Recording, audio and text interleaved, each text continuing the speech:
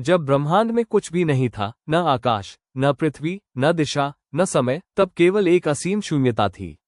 उसी शून्यता में एक दिव्य शक्ति समाई हुई थी, जिसे परब्रह्म कहा जाता है।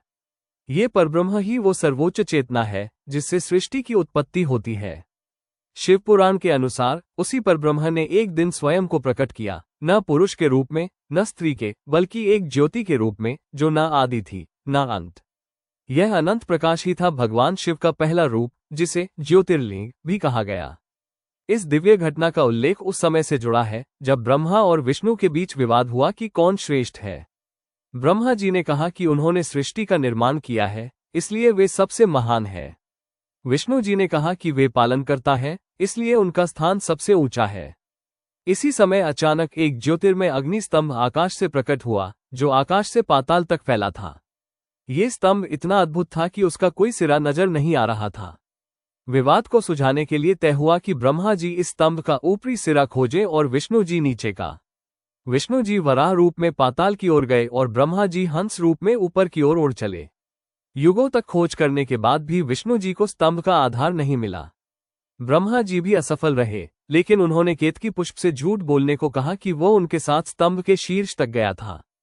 केतकी पुष्प ने झूठ का साथ दिया और ब्रह्मा जी ने दावा किया कि उन्होंने स्तंभ का सिरा देख लिया। उसी क्षण उस अग्नि स्तंभ से भगवान शिव प्रकट हुए, एक दिव्य, प्रचंड, तेजस्वी रूप में। उन्होंने ब्रह्मा जी के झूठ पर क्रोधित होकर उन्हें श्राप दिया कि त्रिलोक में उनकी पूजा कभी नहीं होगी।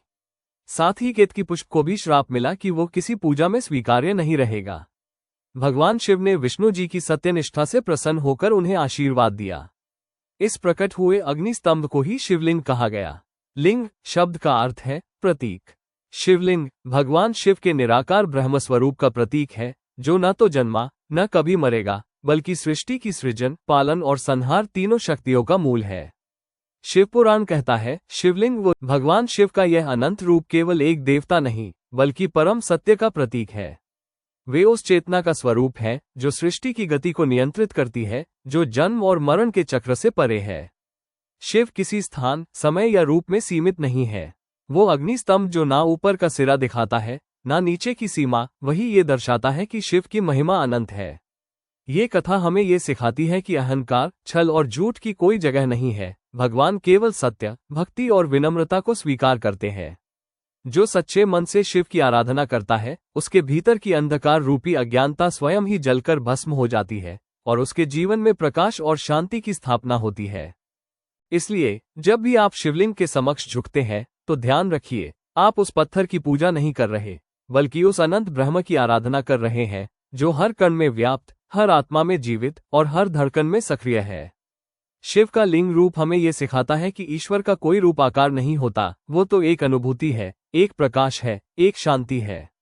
जब हम अपने भीतर के अहंकार, क्रोध और अज्ञान को त्याग कर भक्ति और विनम्रता से भगवान शिव को नमन करते हैं, तभी वो दिव्यता हमारे जीवन में उतरती है। यही है शिवलिंग का रहस्य, जो शिवपुराण में केवल एक कथा नहीं, बल्कि जीवन का गहरा सत्य है। ओम नमः शिवाय। ओम